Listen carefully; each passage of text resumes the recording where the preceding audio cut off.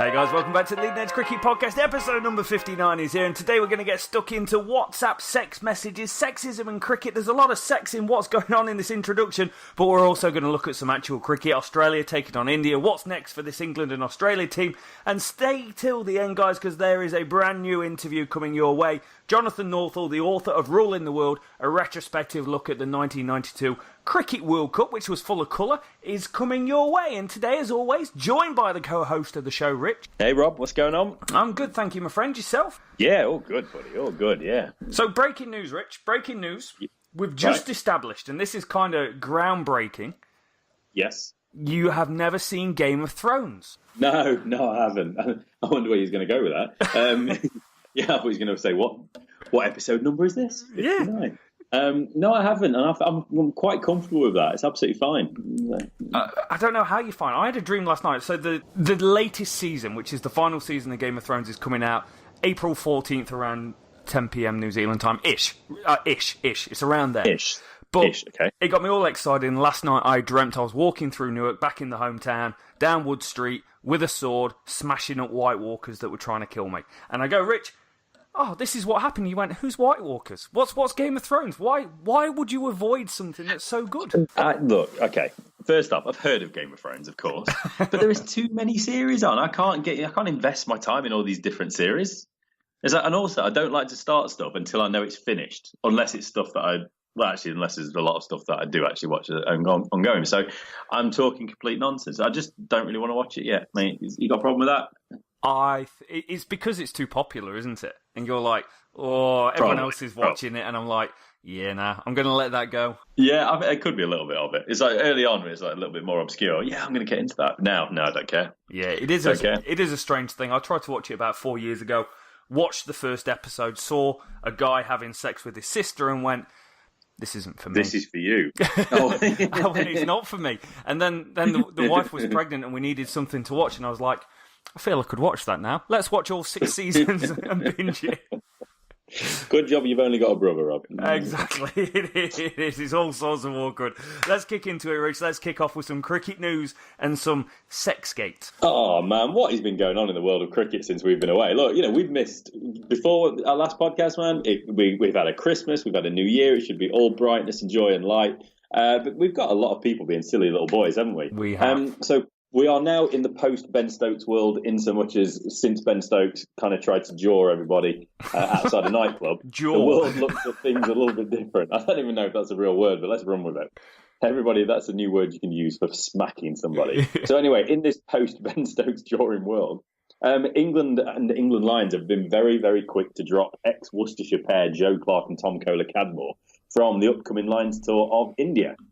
They've both been implicated in a messy, and I'm going to say messy at best, situation involving their ex-Worcestershire teammate, Alex Hepburn. So Alex Hepburn, he's involved, if you're not aware of this, he's involved in an ongoing court case. We're obviously not going to comment on any of this, but he is accused of rape back in 2017, accusation. It is an ongoing case. So we'll share the link to the article in case you're not aware of that, and you can have a look at that at your own time.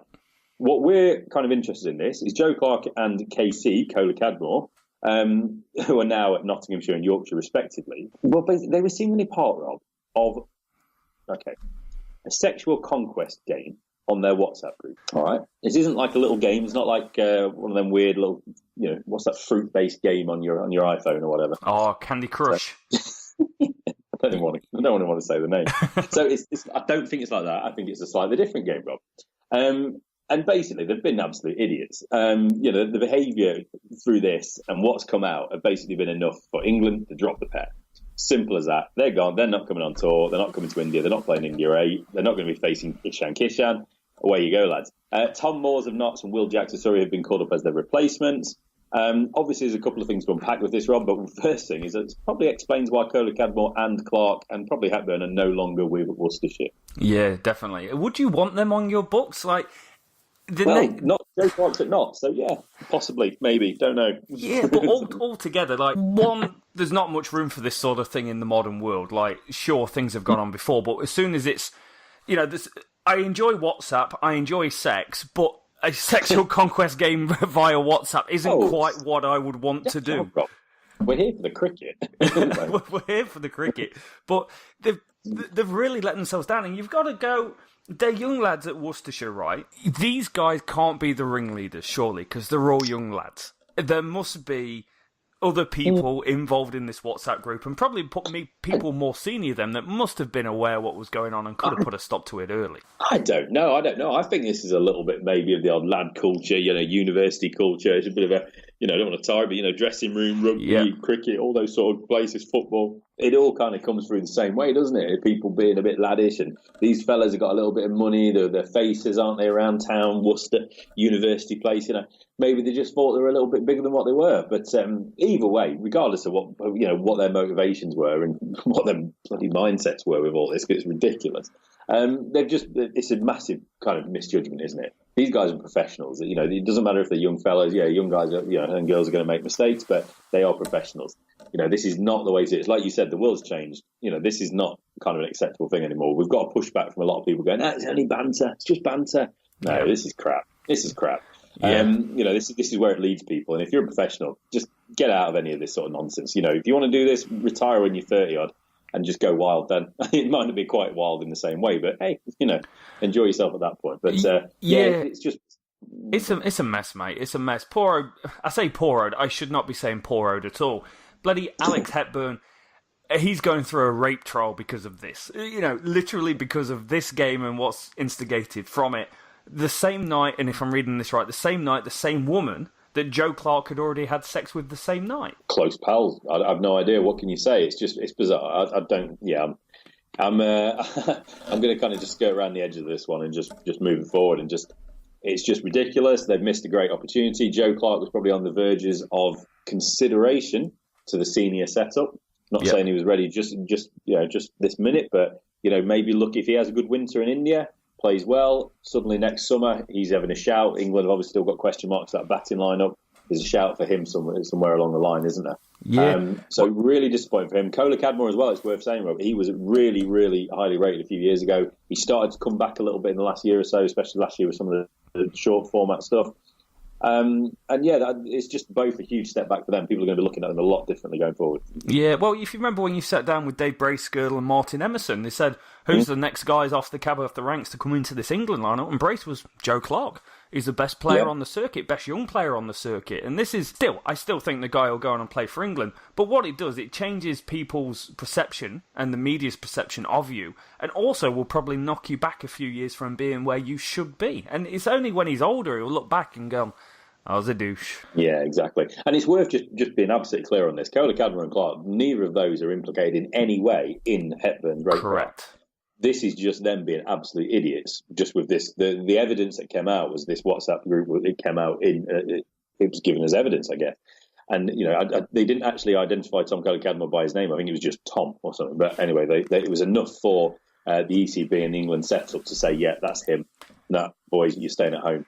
And what they are going to be missing, Rob, is a Lions tour against India A. 5 ODIs and 2 tests, if you like, test matches, kicking off 23rd of January. So we're only just a week or so away from that. And as I said, Ishan Kishan, he's going to be leading the Indian A side.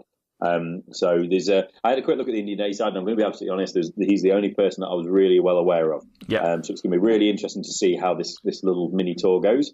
And who should we be looking out for, Rob? That's what I'd like to know as well. I'm not asking you, I'm just asking the people out there. If there's anyone in this Indian A side that's the next, like you said, cab off the rank, tell us. Let's know. Let us know who we should be looking forward to in IPL maybe as well. Yeah, definitely. I feel you come into a beautiful segue here. So you're talking about Sexgate, WhatsApp, and then you're talking about Indian A. Yeah, I was. I keep saying Sexgate. I don't know why, and I've got it stuck in my head. But then we've also got, call it sexism in place at cricket in the moment with India, with Hardik Pandya and KL Rahul. We've got a couple more douches there, haven't we? KL Rahul, Hardik Pandya, studs. Good, solid cricketers, internationals, stars. Stars of the game. They're huge personalities as well. Modern India, young India. These guys, they've got it all, haven't they? And we're going to talk about brilliant test series in a minute between India and the host Australia. But during this tour, KL Rahul, Hardik Pandya were sent home, and they were both on a TV show, basically a chat show. And again, I don't really want to go into it, but just misguided, stupid, sexist comments. again, back on the plane, lads. Go home. You're misjudging everything at the minute. Clearly they're in the little bubbles, aren't they? Yeah. A bit like the lads at Worcester. A bit like some of the idiots with, some of the Hales and Ben Stokes stuff. And we've just had too much of this nonsense, haven't we? Old sandpaper boys and all the rest of it. There's too much nonsense in the last year or so around cricket. And these guys, hopefully this is a wake-up call for a few other people. Because it's just not okay. Come on, lads. It's not okay. You're a professional sportsman. You've got kids that look up to you. Irrelevant of what level you play at, whether you play for a county team or whether you're a big IPL star, you still got people that look up to you within the club, within the fans, the crowd, who want to be you and then see you acting like a douche. They may well go and start acting like a douche, and there's no... Some of the words that's used here. So, Pandya speaks about hookups with women and then states that he likes to observe women at bars or nightclubs. It just sounds weird. Predatory? Yes, it does a little bit. Hardik, you're being creepy. Stop it. I know, and especially his name being Hardik as well. It doesn't help the situation. How long have you been saying that one? Come on. Again, it's still in my head. Whenever I think of him, I'm like, Hardik, oh no, don't think about that. But can we not call him Pandya? Pandya, let's just call him Pandya. One of the Pandya brothers. But they've come out, they've apologised, they've been slapped on the wrist. It'll be interesting to see what stance India take with this. We know how the Indian board can be quite lenient towards superstars and kind of brush things under the carpet. So India, there's been corruption throughout Pakistan, India, Sri Lanka. Everyone's had a part of it. What's the worst that's going to happen to these players? They get a slap on the wrist, they're back in the IPL and they're in the nightclubs doing whatever they want to do. It's great that it's in the media and that they're being made examples of, but I don't know, is it a righteous culture that we live in where if someone does something slightly wrong, we really want to see them punished? Or is just a slap on the wrist and going, hey, that's not all right, go back, play cricket, don't be a douche again, is the right thing? I think, look, Rahul, Pandya, I think we can also speak for Kohli Cadmore and Joe Clark. You just want someone to grab them to one side and go, lads, what are you doing? You do. Just stop it. Just grow. This is ridiculous. Listen to yourself. That's all you're asking for, really, isn't it? So, I don't want too much harsh stuff to go on here with any of these guys. They're all good cricketers. They've got a good future about them. I'm sure they're not bad people, but just grow up a little bit, hey. Just appreciate what you've got. Be a little bit more respectful to women. Really isn't that hard. Yeah, it is. It is. Rule number one of life: don't be an idiot. Yes, exactly. So we'll definitely go with that. But let's get on to the cricket. So it was a record-breaking tour, Rob, for India. It saw them clinch their first ever Test series win in Australia, beating the host 2-1. The new-look, struggling Australians in a 4-match Test series. The tour, it should just be said, kicked off with a tied T20 series, 1-1. We're now on to the ODI phase, but Test cricket was making the headlines, Rob, and that's how we like it, isn't it? It is. Test cricket's number one, mate. Test cricket forever, T20 cricket never. Exactly. Long live Test cricket. So, as we knew, India won the first Test by 31 runs. Second Test was won by Australia in emphatic style, 146-run victory for them. We moved on to the third Test, and this is what clinched it. Whereas at the Boxing Day Test match, and India gave Australia a good old-fashioned spanking. 137-run win for India. They're 443 for 7 declared in the first innings, set them up beautifully. Australia 151 all out in the first. 106 for 8 declared again for India, and then 261 all out. This is emphatic. Jasprit Bumrah grabbed the Man of the Match award. Pujara 106, Virat Kohli 82, Rohit Sharma 63, not out in the first innings. A little bit of here and there for the Aussies, but we're not going to go into that really, are we? Second innings, nothing much more to talk about, and then it was the bowlers. Pat Cummins 6 for 27 off 11, awesome, love that guy. And then wickets shared around again. But Bumrah got the Man of the Match. He's such a talent, and this was a series win. Yeah, awesome, incredible effort by India to bounce back from a really rough England tour, and they really struggled. They struggled with the bat. The seamers weren't quite singing, but I feel like they've got their selection slightly more right in this series. England, they made a few horses for courses choices, whereas here they've completely changed up the openers. They've got Agwal playing, they've got Vihari playing, they've got Pujara. Pujara, before he came to England, was one of the best batsmen in the world. He had a bad tour of England, and it's like, what do we do with him? And, Australia's gone and scored 3 centuries in the bloody series. The guy's an absolute beast. Yeah, I mean, obviously, top of the order, there's a little bit of an opening after Rahul was sent packing, wasn't it? But it's India have played well. It's been a tough. It's always a tough place to go, and it's an alien sort of conditions, isn't it? From subcontinent to southern hemisphere, and it's the same when come to England. This is why it's so difficult. You've got the advantage if you're the home team, but they've just played so well. They deserve this win. Australia are struggling a little bit. They've got a start. They've got Hazelwood. They've got Cumming. They've got Nathan Lyon. That's their first choice bowling team. Great bowling attack. Great bowling attack. Unbelievably good. But they just can't seem to find that balance as a lineup, can they? They're trying different players. Marcus Harris at the top of the order. Aaron Finch got a run. He's been dropped for the upcoming Test series against Sri Lanka. Sean Marsh is not everybody's favourite. Mitch Marsh is the same at the moment. Tim Payne, the captain, he's got a tough old job on his hands, as have the Australian selectors. Just to wrap up the Test series, Rob, match drawn in the fourth and final Test at the SCG, the New Year Test. 622 for 7 declared. India batting really well, and Cheteshwar Pujara again, 193. Nice. Stud of an innings. And then Rishabh Pant, that man. Start of last year, Rob, when we were starting to get into this, Rishabh Pant was a name that we were getting excited about. He's established himself. He's the Indian wicketkeeper, and he got 159 not out. Just 189 balls as well. Hell of a game for him. A lot of people having a bowl, not much to write home about for Australia. For them, Marcus Harris has done okay in his early days in Test cricket. 79 in this Aussie first innings.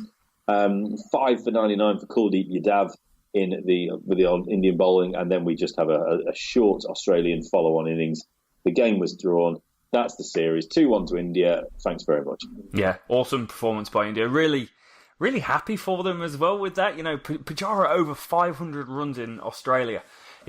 That's a right home moment about, he's scoring 300, 193 in the fifth Test. Rishabh Pant as well. It's another coming in of age thing for Rishabh Pant. He's such a young lad. And he scored 100 in England, making his Test debut. He went on and scored 100 in the series. And he's gone to Australia. The guy's not been outclassed or intimidated, and he's gone and averaged almost 60 in the series. But the big thing for India when I look at it, mate, it's that bowling lineup when they get the selection right and they've got the right people available. Having Mohammad Shami, Bumrah, Kuldeep Yadav, Ashwin and Sharma available is imperative. And probably Bumrah's the big name there. Bumrah's the one that you go, if they had absolutely. Bumrah in England, it evens up. When you've got Anderson and Broad versus whoever else is going to be bowling for India, it's a big difference when you go, there's Bumrah and the Sharma. Okay, there's two quality world-class bowlers. And that was the big difference. These bowlers really, really bowled well in Australian conditions. Yeah, absolutely. I mean, I loved watching Bumrah. He played at Trent Bridge, and the guy just doesn't look like he's got a run-up. It's so bizarre, honestly. I've seen spinners with longer run-ups than him, but he still absolutely wangs it down. It's ridiculous. It's like you said, though. It is. They're an incredible bowling attack, and we've said about Bumrah. Shami's up there as well, and it's just a match for anyone. Australia, like I said, the bowling attack is there, isn't it? The batting's not quite there. Where do they go? They've made some changes for the next couple of Test matches they've got coming up against Sri Lanka. We'll maybe touch on that in a moment, but it's a tough old road ahead for Australia at the moment, and they were hoping to get back on track in the ODIs. They made a pretty good start in the first ODI with a win, but they've lost the one that was played yesterday. Yeah, it's difficult, mate. It's difficult for this Australian. You know what it's like. Every team in the world, you take out 3 of the best players that they've got in the top 6, you're going to be having problems. And to be fair to them, they are trying people. They are giving people Test cricket, to see if they're up for it. Like you said, young Harris, 258 runs at an average of 36. Not a bad series. You wouldn't go, that's a complete fail. But then you look at people like Sean Marsh, who only averaged 26 and didn't score 200 runs. That's where you look at it and you go, you're my senior player. I need you to step up in these situations. I need you to do a bit more. Travis Head was given a go. He didn't do too bad. And one thing about the Australian bowling attack, for all the credit that we give them, Cummings, Hazelwood, Stark, awesome trio of fast bowlers. Nathan Lyon, probably the best spinner in the world. The one thing Australia are missing is someone that can come in and be that fifth bowler and just bowl a few overs. So Mitchell Marsh only played 1 Test match. That means the only players that took wickets in this series are those 4 bowlers. And now if the opposition are having a big innings and Australia are getting rolled, these guys are getting tired and you're putting a hell of a lot of workload on them. Yeah, Mitch Marsh just hasn't quite fulfilled that promise that we kind of, or at least the pathway that we expected him to follow. He's not quite become that cricketer we all expected. So big questions for Australia. They've got a lot on the plate. Just talking about Sean Marsh, though, briefly as well, Rob. He's not scoring a lot of runs, but then how does he go in the second ODI and go and post 131 off 123 balls? Yeah. It's bizarre. It's not his bread and butter, is it? It's ODI cricket. So it's just a bit of a strange one, isn't it? But just to get us properly up to date, Aussies 288 for 5 in the first ODI. India 254 for 9 in reply. Jai Richardson, he was man of the match, 4 for 26. Pretty good going for him there. But also 133 for Rohit Sharma at the top of the order, just over a run a ball. And he was the only one, apart from 51 from MS Dhoni, that kind of put up any real resistance. So good effort from those guys. But yeah, in the second one, Virat Kohli, class rises to the top. Marsh might have got himself 131, but Virat Kohli 104 in a match-winning effort, and 55 again for the ageless MS Dhoni. Oh, he's a great finisher, Dhoni, isn't he? He's finished with Kartik as well, who we always called the finisher in the IPL. But Dhoni, I've always found he's one of those guys that can just read the game really well. He knows when to go, and he knows he needs to be there till the end, and he just keeps going, and he knows when it's time to go, and he did exactly the same thing here. It's not a blistering Dhoni innings. It's 55 off 54 balls, but there's 2 sixes and no 4. So he's manipulated the field, he's worked it around, he's got himself close and ready to go, and he finished the game with 4 balls to go. That's a world-class player. All in a day's work. I'm surprised he wasn't batting left-handed. He probably could, mate, and he'd probably average more than me. It is too easy. So we're going to just touch quickly on the Aussie squad. We're looking ahead. There's still 3 ODIs to go, everything to play for in that one. But we will just look ahead to Australia. They're going to be hosting Sri Lanka soon. 2 test matches, Gabba and Adelaide.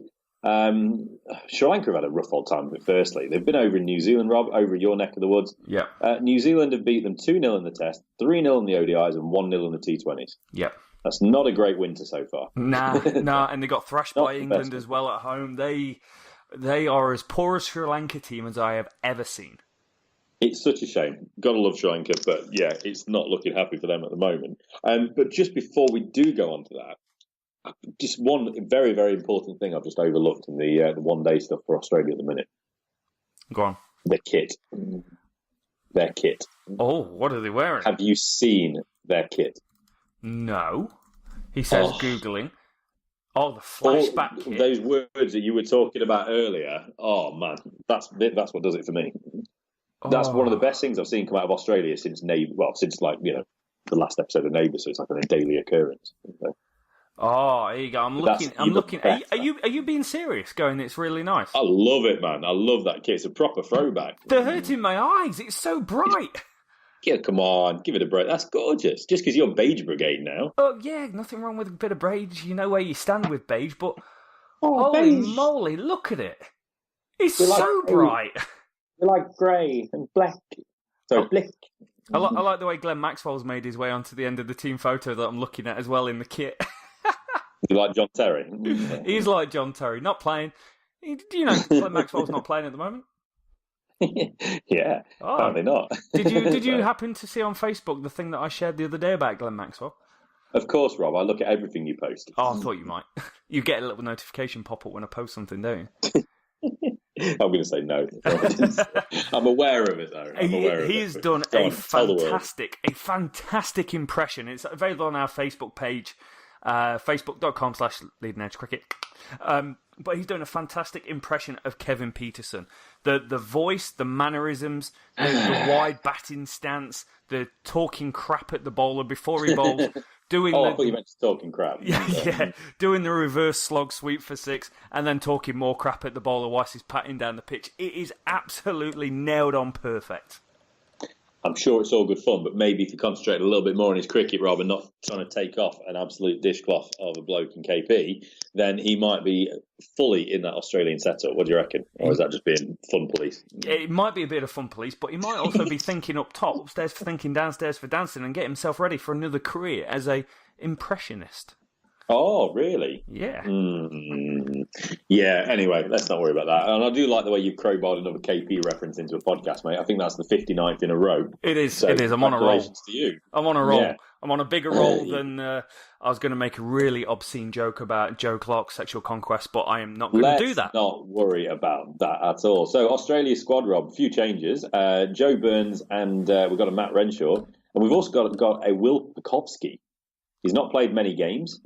He's had a few issues, kind of personal issues as well, that he's kind of working through, and he's playing some good cricket at the minute, and he's scoring some runs, so he's getting himself a chance. Marcus Harris is in there still. We've got Travis Head. We've got Usman Khawaja. We've got Lavishang. We've got everyone's in there. Siddle's still in there, Rob. So it's a pretty good squad. We've obviously got the bowlers, obviously, who we just spoke about as well. But no Glenn Maxwell, no Aaron Finch. And I don't believe Sean Marsh is in there either. Or Mitch Marsh. There is no Sean Marsh, there is no Mitch Marsh, and there's no damn surprise. You know, it's Sri Lanka probably the worst test team in world cricket at the moment. At home. If you are going to give someone a game, it's going to be in a 2-test match series against Sri Lanka at home, and I think it's a hell of a choice. I think Joe Burns is a good player. Glad to see him back. He's played test cricket before. He's scored hundreds in test cricket. There's no reason why he can't do it again. And this Will Pukovsky, butchered, but, you know, he's only played 8 first-class games. But there's a couple of hundreds in there, and he's averaging 50. So why not? Why not see how it goes? And there's hundreds that he's scored, mate. One of them's a 243, so he's got a bit of about him. Yeah, absolutely. And that's the thing, isn't it? They're gambling, they're rolling the dice a little bit on him, and why not? Give him a go. Change something up, see if you can just change the needle a little bit in Australian cricket. Australian cricket, we know what the crisis they've had in the last 12 months. They're looking in the mirror every day, wondering who they are, how they need to act, how they need to behave. It's just everything, isn't it, with them at the minute? They've got players complaining, they've got arguments internally and behind the scenes. You've got players wondering why they're not being selected and kicking off. Matthew Wade, the keeper batsman, he kicked off because he's the top scorer in Shield cricket, but he's not getting a call up. Just another dissenting voice against Cricket Australia selection policy at the minute. Justin Langer kind of coming under fire a little bit from one or two people as well, isn't he? For some of the inconsistencies. Matthew Wade, he's batting at 6, and apparently he's been told he's got to bat a bit higher, even though he's a top run scorer in Shield cricket. Yeah, they're not making it easy for themselves, the Australian selectors. No, they're a very... I like the fact they're giving opportunities, because there's only so many test matches before the opportunities run out, and Steve Smith and David Warner come back in on a white horse to go, hey, we're the saviours of Australian cricket. So give the lads a go. I'm really happy Travis Head is getting a go. I really rate him as a white ball cricketer. As a first-class cricketer, not bad. Not bad. This is me, averaging 25 in Division D cricket going, he's not bad. But I don't see him as a world-class test player, but he's one of those guys when he bats, I want to see him bat. And I like watching people that I want to see bat. That's a good thing to want to do, Rob. It is. When someone's exciting. Like yes. Aaron Finch. Aaron Finch opening the batting, I will want to see him go and open the batting because I think he's a hell of a cricketer. Beautiful straight drive, and he gets on with it. He's just one of those guys.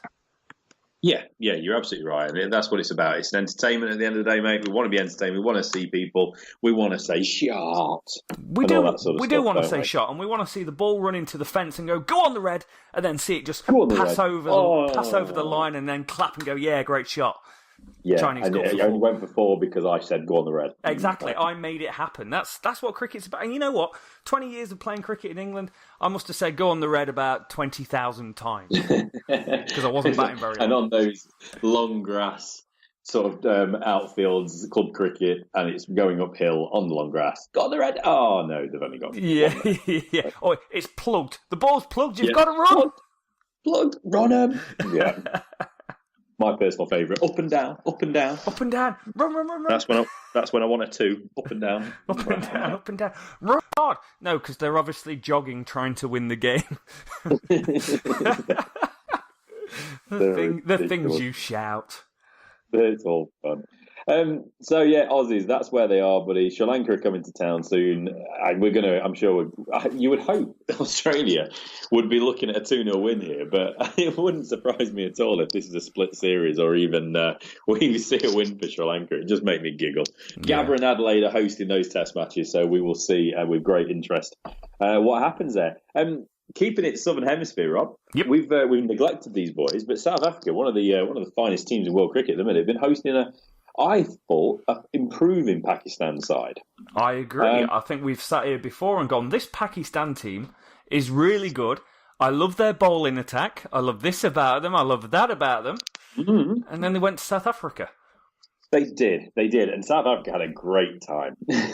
So they won the 3-test series, Rob, 3-0. With the ball, I think we've got to look at Dwayne Olivier, or whatever his name is. I love the way they pronounce his name, and it doesn't sound right when I say it. And Rabada, I prefer his name. They propelled them to this whitewash, especially in the 3rd test. But let's just roll through it. So South Africa won the 1st test in Centurion by 6 wickets. Dwayne Olivier, I think that's more like it. And why do I want to start talking like on the 12th man tapes? I don't know. You kind of sound like you're going. It sounded like you were going French. Dwayne Olivier. Well, of course, you've got to say Dwayne Olivier there. And we had 181 all out by the tour at Pakistanis.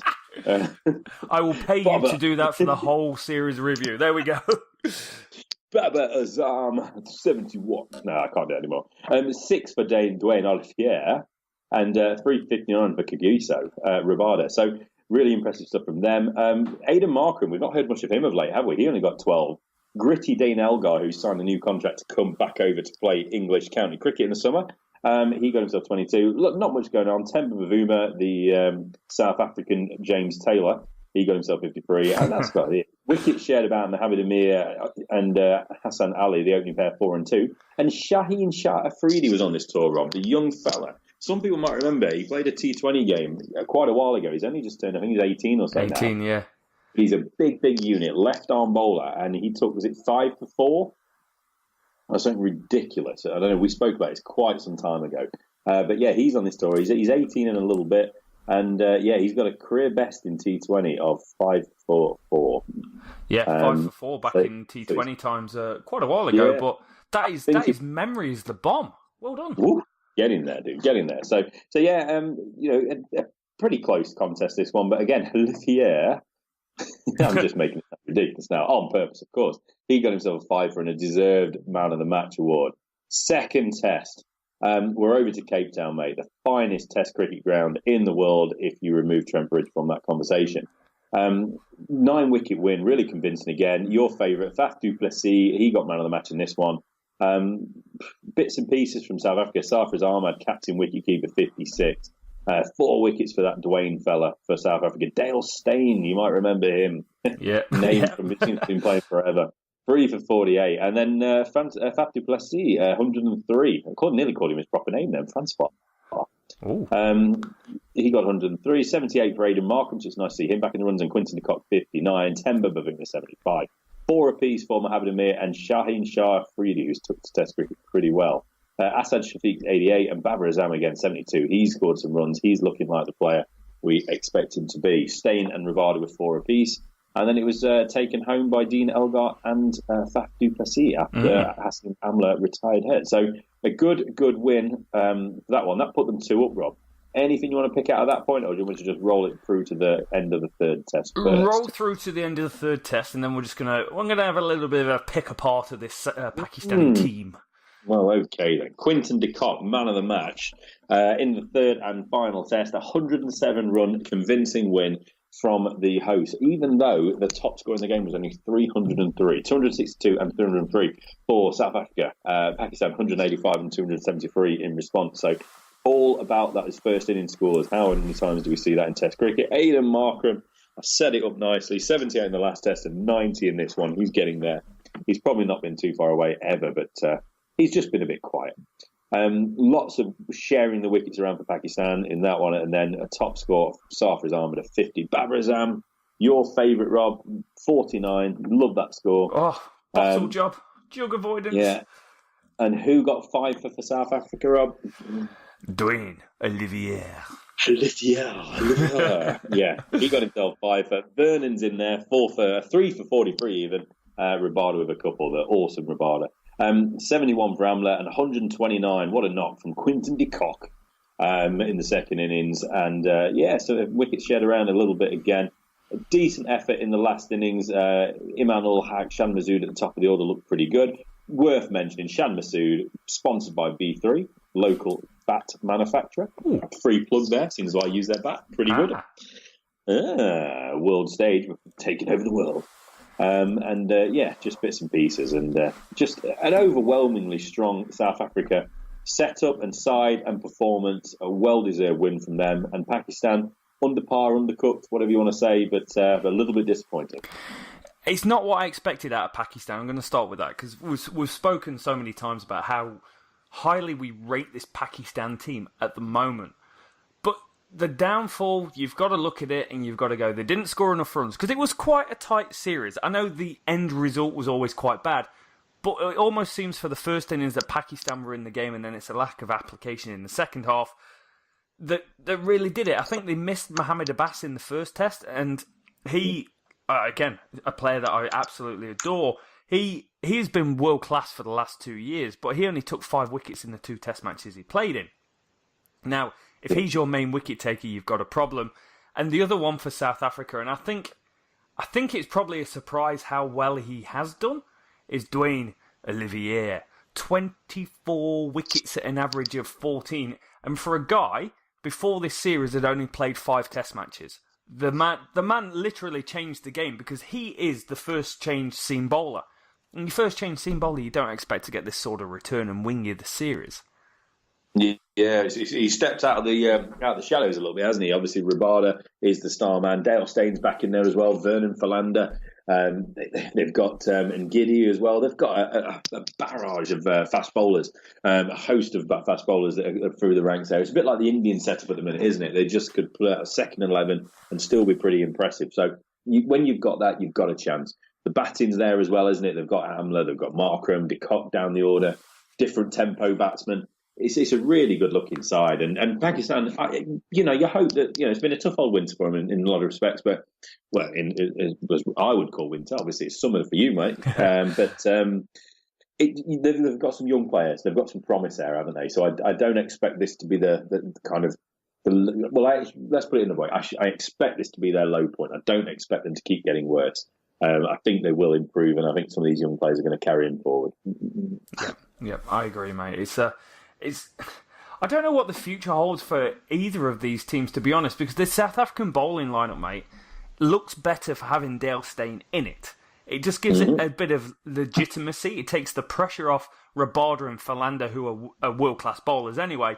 But Steyn still is a strike rate threat. I mean, he took a wicket at every 47 balls in the series, which for Test match cricket is bloody good. So they still look strong. I'm surprised South Africa have been doing so bad for so long.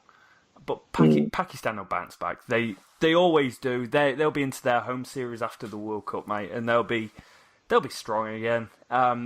It's just Pakistan. They're inconsistent, and they have been inconsistent for a lot of years. And I think this will be a minor blip. Yeah, absolutely. So anyway, that wraps those guys up, and we just want to look ahead now very, very quickly. England are in the West Indies. I should be in the West Indies. Damn you, lottery tickets, lottery numbers. How dare you not turn up? But yeah, we're going to look ahead. We've got some Caribbean cricket coming before the end of this winter. This is a good thing. I'm looking forward to this. West Indies have announced their squad, Rob, and we have a few surprises. Darren Bravo, brother of DJ, obviously. Yeah. Dwayne Bravo. Darren Bravo. He's a nice left-hander. He looks a little bit like Lara, and unfortunately, that's where it ends. He's not the same player. He's not played a Test, Rob, since November 2016. Thanks to the BBC website for this information. Because of a dispute with Cricket West Indies after he called President David Cameron, every single person called that is what Darren Bravo described as a big idiot in a since-deleted tweet. I feel like it's like playing football. If you're going to get sent off, you may as well go in guns blazing. You may as well go in 2 feet, smack someone around the face. Just do something. Just go wild. If you're going to get sent off, get sent off. Don't call someone a big idiot. I mean, throw an F-bomb out there. You've got to let yourself go sometimes, haven't you? It's almost like he's the nicest guy in the world and he's getting really angry. I'm going to call you something really bad, you big idiot. Just pretty much. Just needs to let himself go. Yeah, maybe that's why they've John, do you know what, Darren? We'll let you back in now. Yep. So anyway, Darren Bravo, he's 29 now. He's back in, and they've also, a couple of surprises, uncapped players in the 13-man squad. John Campbell, 26. Sounds like he's for Scottish International. And a 30-year-old right-handed middle-order batsman in Shamara Brooks. Yeah, I probably should have tried that one first. We've also Alzari Joseph, 22. He's recovering from an injury. So O'Shane Thomas, young bowler, 21-year-old, he's been named as cover. So we've got the squad. Jason Holder's going to be captain. We've got Craig Braithwaite, Darren Bravo, Shamra Brooks, John Campbell, Roston Chase, Shane Dowrich, Shannon Gabriel, the big quick, Shimron Hetmeyer, promising player here, Shai Hope, Alzari Joseph, Kemar Roach, and Jamal Warakan. Pretty impressive selection there. Jamal Warakan, if we remember this time last year, he was playing for West Indies A against England Lions, and he was taking like 27 wickets in innings. Yes. It felt like. Yeah. Mate, your brain. I want your brain. So, out of the squad, though, goes Sunil Ambris, Devendra Bishu, Jamar Hamilton, and Sherman Lewis, as well as Kemo Paul, Kieran Powell, and also Raymond Ryder. So a lot of players are out of the squad. It's a big, big change again in West Indies cricket. So we look ahead, Rob. We look ahead. England obviously coming to town in the not too distant future. There is currently a Cricket West Indies President's 11 being played against England. We then, in a 2-day game, and then on the 17th, we also have another one of those games. That's plenty of warm-up now, Rob. You only need 2-day games. That's plenty for a Test match series, obviously. And then 23rd of this month, we are in Barbados, Kensington Oval. First Test of 3 for England against the host West Indies. Can't wait. England, West Indies in West Indies was always a Test series that I used to look forward to as a kid, because the West Indies were incredible back in the day. They're not quite the same anymore. I think England will win the series, but I think it'll be challenging. I think West Indies will dig in quite well, and they might have a few flurries with the ball. But just looking at the times, starts at 3 a.m. New Zealand time. That's going to be a long night or an early morning. You've got this assignment to analyse this series, Rob. Thanks very much. Well volunteered.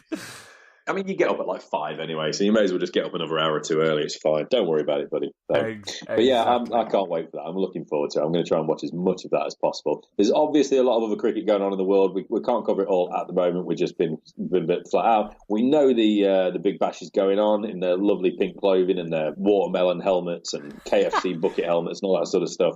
We will be looking at that as we get a bit closer to the conclusion of it. IPL is coming up in the not too distant future, Rob. We're back around the clock on that one.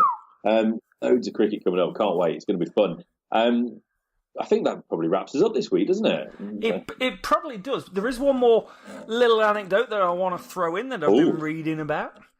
Okay. Minor county cricket. I don't know whether you've seen it or not. So minor county cricket has been around for 124 years, spanning 3 centuries. Makes it sound a lot older than what it is. But, from 2020, the rejig competition, with many changes, will be being called the National Counties Cricket Association. What? Yes. That's not minor. Yeah, that's a big change. There'll be slightly less 3-day cricket, but there will be automatic promotion and relegation within the current Western and Eastern divisions. 10-team divisions split into 2 groups of 5 in a series. So, yeah, I think that's positive change. Give him a little bit more to play for, a little bit more up and down, a bit more competitive cricket at that level. Isn't it about time this sort of promotion relegation from there into the county championship? I would love that. I'd love for it to be. I'd love for cricket as a whole to be like the football league, where anyone can work the way up. You know, poor old Newark, right? Okay, playing in Division D. Oh, we've gone up. We're in the Notts Prem. We're going to play in the National Prem. Now we're into minor counties. Now we're into the champion. And now we're playing against England. That bit wouldn't happen. But, you know, it'd be good if there was that sort of structure, fluid. Newark County. The district's playing well. Let's workshop that one a little bit, Rob, and then come back.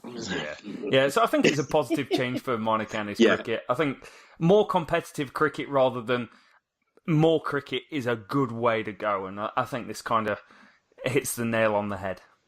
Yeah, I think so as well. I don't think there's any harm in trying it. Obviously, there are some things that are being tried at the minute in professional cricket and cricket in general, which is a load of garbage.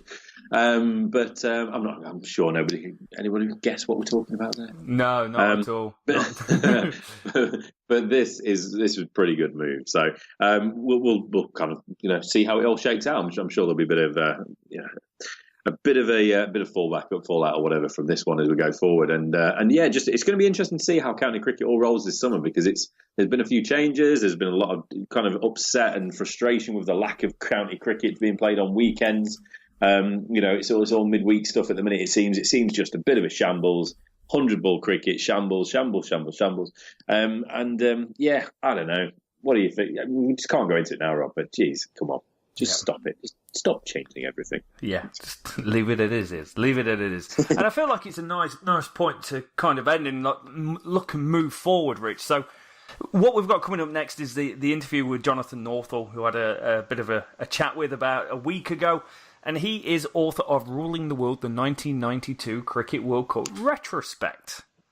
I like the sound of it, mate. I didn't get involved in this conversation, but you did, and you had a good chat with him. So what was your... Obviously, we're not going to ruin it for anyone. I want everyone to listen to this. He's given his time, so, tune in, guys. But what's your big takeaway from this conversation, Robin, and Jonathan's book? Oh, bloody good bloke. Loves his cricket. Black country boy living in Brisbane these days. Bris Vegas. Yeah. So he's an interesting guy. Loves his cricket, loves stats. I like people that like stats, and he's definitely one of those.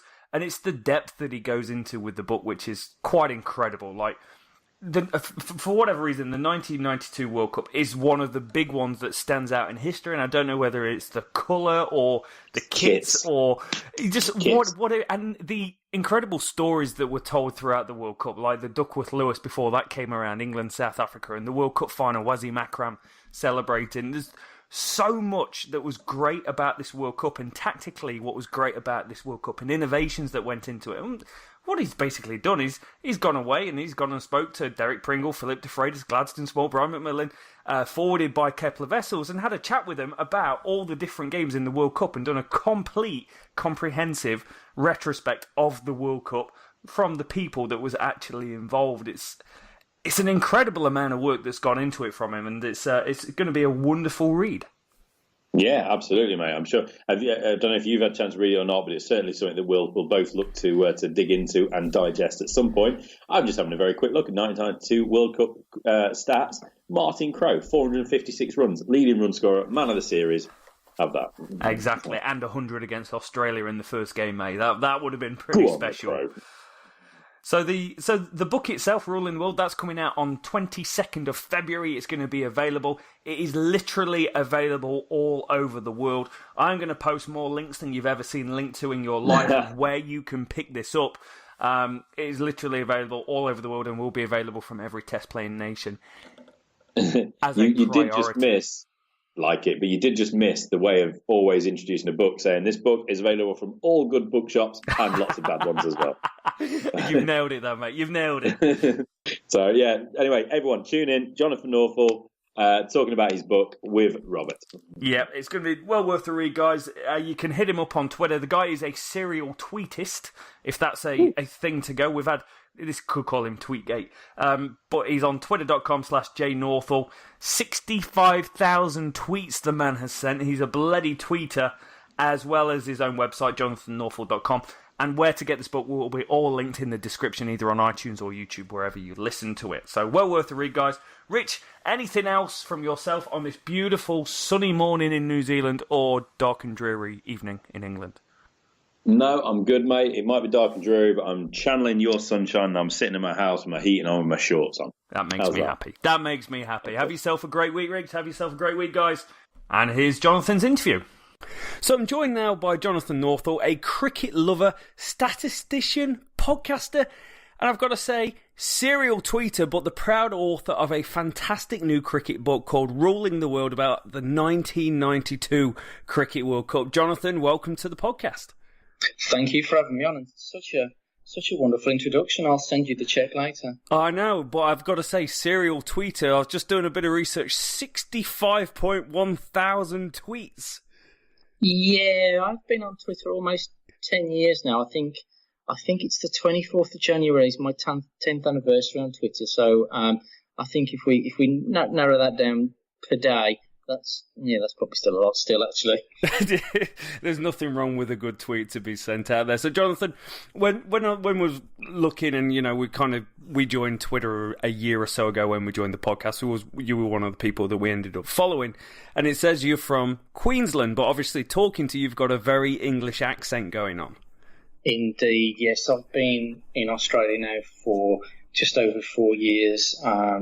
People will probably pick up that my accent is from the Midlands, so that's where I'm from originally. So as a family, we came out to Australia at the back end of 2014. Wow, that's pretty incredible. Whereabouts in the Midlands were you from? I am not too well deep in the heart of the Black Country, basically. Yeah, sort of Blackheath. Some people may or may not be aware of that, but yeah, I am a Black Country boy. Yeah, so you've gone Black Country to basically Brisbane? Yeah, absolutely. So gone from a slight weather change, so to speak. Yeah, just a little bit. Brisbane's a beautiful place. I can see why you've gone and made that change. So when you were in the UK and you're a young nipper, why cricket? What drew you to cricket as a young lad? That's a very good question, because in my sort of formative years of cricket, England were, how shall I say this, not very good. Awful, yeah. Yeah, my sort of first real recollections of cricket are 1981. Unfortunately, I don't really remember sort of the Botham part of 1981, but what I do remember is Terry Alderman just taking wicket after wicket after wicket. So that's really that's the first sort of memory. And I've always liked sport. Not just cricket, but cricket's always been there. I've liked the statistical side of cricket. I played for school. I wouldn't say I was, I wasn't overly good, but I was good enough to get in the school side, and I was happy with that. That's good enough for me. You'll probably open the batting at my old team, mate. You've picked up a cricket bat before you're in. Yeah, okay. Yeah, to be honest, that was way worse at our school as well. Really, we struggled to get 11, so it wasn't a major achievement. And by the time the 1992 World Cup rolls around, 92 World Cups. I was born in 85, so I'd have been 7 at this point in life. But I can remember the 92 World Cup, and one of the amazing things that kind of sticks out in my memory is the kits. What do you remember from the 92 World Cup? Because you would have been a teenager by then. Yeah, absolutely. I was 19, so obviously I remember it a lot better than you do. Yeah. But the thing that sort of stuck with me was those kits. I remember buying an England one. Goodness knows what's happened to it. Probably got chucked away a long, long time ago. But yeah, it was just so colourful. In many ways, really, and it stuck with me. And then when I came out to Australia, the job I was doing, I was sort of travelling around Australia, and I noticed that I was going to some of these places that I'd only seen relating to 92, and it's sort of, sitting on aeroplanes, flying to Victoria and flying through Queensland. I thought, I need to do something with this. I've been blogging for quite a few years, and I thought, well, I need to do something else. I need to get a book published. I self-published a book back in 2013, but I really wanted to get one published, and I thought, you know what, 1992 seems like a good topic. I looked at what books were around, and there really wasn't anything. Yeah. There's quite a few that came out after the tournament in 1992, and it sort of dropped off the radar, and I found that strange, because everyone I speak to about 92 looks on it so fondly. Yeah. And rightly or wrongly, the rose-tinted spectacles approach. But you don't really get anyone have a bad word to say about it. And as you say, the first thing they talk about are those kids. Yeah, it's got to be right up there at the top. And it was memorable. There was so many kind of key critical moments to the history of one-day international cricket, from innovations in tactics with what the Kiwis were doing at the time, and what went on with before the Duckworth-Lewis era of cricket, when it reigned as well with the South Africans. Yes, those are the sort of the secondary and tertiary memories are the rain rule, the most productive overs rule, and that was one of the things that I really wanted to find out more about for the book. Yeah. So I decided I need to contact. Well, there's only 3 people you can contact really, and that's Duckworth, Lewis, and Stern, and I managed to speak to them. And Professor Stern was really great, and he's provided some statistics for me for the book, and they're in there. So we can compare. Well, what did the MPO rule say compared to what Duckworth, Lewis, and DLS? So hopefully that'll give the reader an idea of what could have happened if a better rule was in place. So obviously that's an argument in itself whether DLS is the right rule. However, it's certainly better than the one that was in place in '92. Yeah, definitely. I agree with that. It's such an it really is an interesting World Cup. And for me personally, if I look at all the World Cups over the history, there's not many as an England fan that England have done very well at. I can remember being on holiday as a kid in England '99 hat. And I was getting told by drunk people around the pool going, there's no need to be wearing that. England are terrible at cricket. And back in '92, they still had a bit of gumption about them at the time. Yeah. No, I think that's fair, to be honest. They went into the tournament in good form. They just beaten the New Zealanders in the one-day series. And they really went into the tournament maybe not favourites, but they would have been up there. They had the personnel really to sort of to go deep into the tournament as they did. But as we know, with the benefit of hindsight, the steam sort of ran out of the momentum and picked up injuries again. Yeah, I think that was really symptomatic of the squad. If you look at the squad makeup, that you sort of got older individuals, and I think they just lost momentum. And that's one of the things that you really get stuck into in this book, don't you? You don't just talk about the World Cup, you actually go into the detail of all the games, the warm-ups, what the squads were made up of, to really give it that in-depth feel to what was going on at the time. Yeah, I mean, that's what I wanted to do. There's lots of stories that we know about '92, but for me, it was what were the stories that we didn't know as well, and I think I've managed to tease some of those out. Yeah. I'd like to have spoken to more of the players, but I managed to get contact details for certainly far more than I spoke to. But I suppose really, you think, that they've got a message from me, and it's like, who is this? And I get it. I'm certainly not going to name names or criticise anybody at all. The people who did speak to me, great, fantastic. That helped me to sort of flesh out the story of '92. But there's certainly people I would have liked to have got their input in as well, just to really just sort of look at different angles. Having said that, I struggled to keep it into the word count as it was anyway, so goodness knows what I'd have done. Maybe there'd have been a volume 1 and volume 2. And some of those guys that you spoke to, that must be a great conversation. You're like, hey, it's Jono here from Brisbane. I'm just writing a book about this thing that you did 26 years ago. Yes. But I love what it was. And I'm just looking through the website, and some of the people you've spoken to, Derek Pringle, an absolute legend, Philip DeFrace, Gladstone Small, Brian McMillan, Gavin Lawson. They're just... I like you enjoy statistics around cricket, I do as well, but I enjoy the names of the people that you used to watch on TV, and it must have been so fascinating to kind of delve into their mind and have a conversation with them. Oh, indeed. It was one of those where if I hadn't been careful, I could have had a couple of fanboy moments, and that would have been embarrassing for all concerned. So it was about, now I've got a job to do.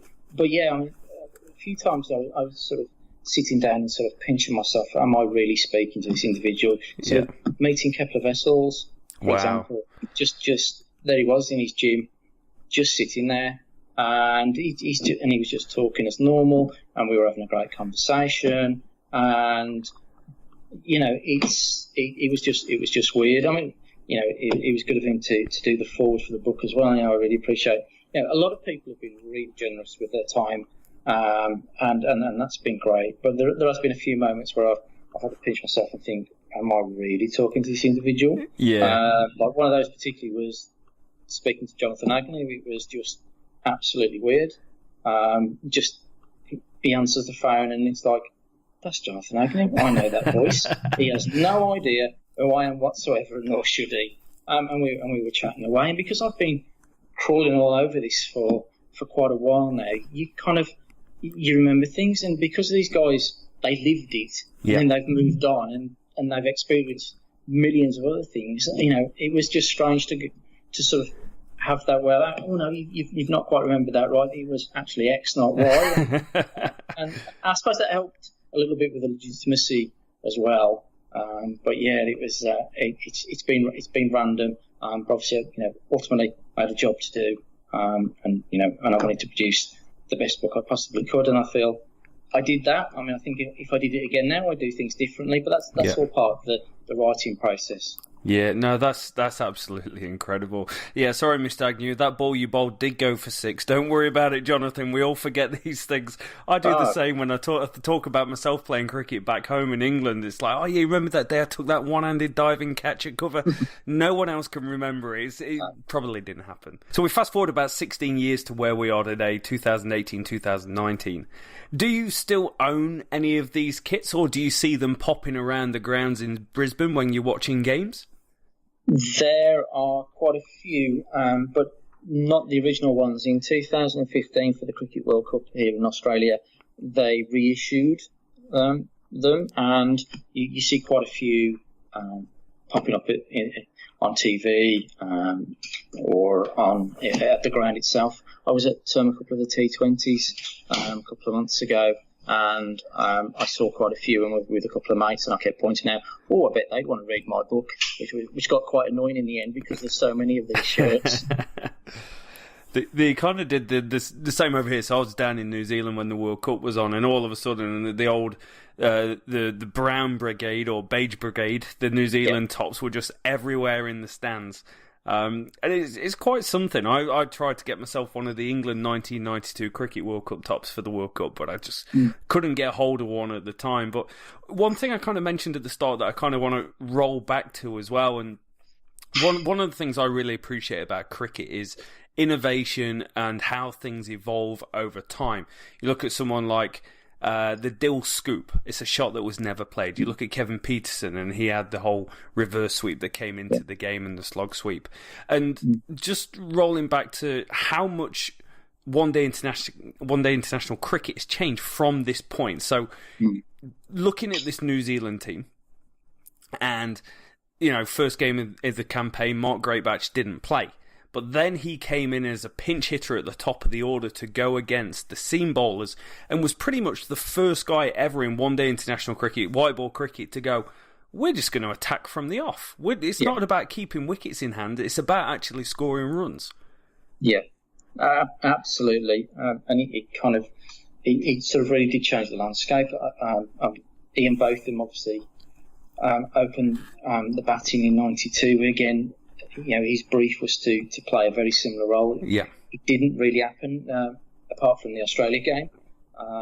And Kapil Dev did it a couple of times as well for India. So the concept of a pinch hitter really, really sort of developed in 92. I think there's a lot of things that we saw in 92 that wasn't the first time they'd been seen on a cricket pitch. Yeah. However, I think because it was the world stage, they really came to prominence. And from there, the more innovative aspects of one-day cricket really sort of germinated from there. I don't think we'd ever have seen Martin Crowe play a ramp shot or something like that, because for me his timing was just too good. He didn't need to play those kind of shots. I think in T20 cricket there are times where you just want to see some, I'm going to say, proper cricket shots.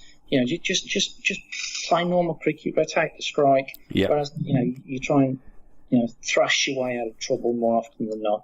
And it just doesn't happen. Like Deepak Patel opening the bowling. Now all the time we see spinners opening. It's the way to go. Whereas 92 was absolutely strange. And I spoke to Deepak Patel as part of the book, and he tells a story about going out to bowl for the first time against the Australians. and they just looked confused when he was going to open the bowling. He tells a story in the book about Jeff Marsh's reaction to seeing him have the ball to open the bowling, and it was just something different. But now it just happens all the time. You see, like Brisbane Heat in the BBL, Majid opens the bowling. You name it. You see spinners do it all the time. Whereas 92, it was an abomination almost. Yeah, exactly. You can imagine someone's face like, "What?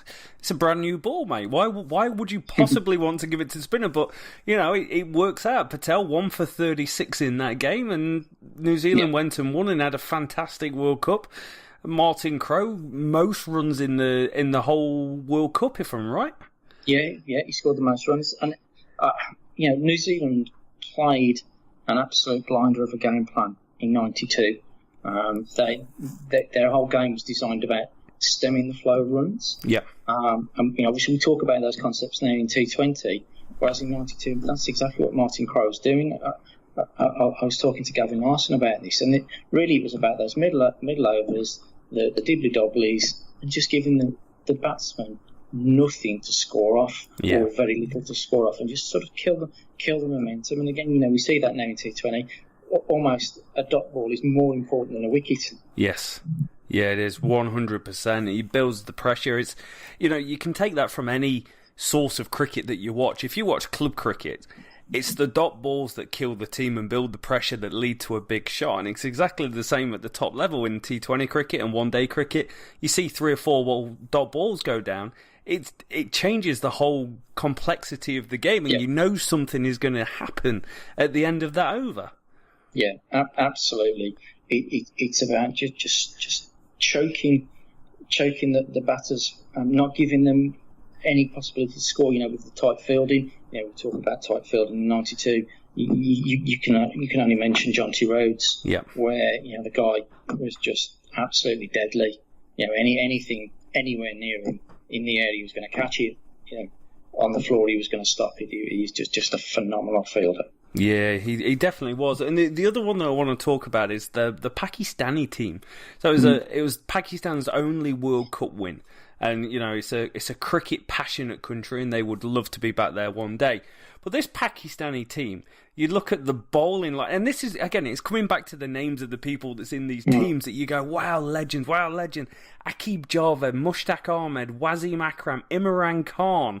It's like, I would not want to be the guy at the other end, like this England team in the World Cup final, facing Wasim Akram bowling at 90 miles an hour, swinging it onto your toes. No, absolutely. And I think one of the most important things to remember about Pakistan is that they lost Waqar Younis before the tournament even started. To actually think if Waqar would have played, would it have changed the dynamic though? I don't know. They did struggle a little bit to sort of find that fifth bowler at times, and Ijaz Ahmed had to turn his arm over. But you just think if Waqar had played, Waqar and Wasim, how many more wickets?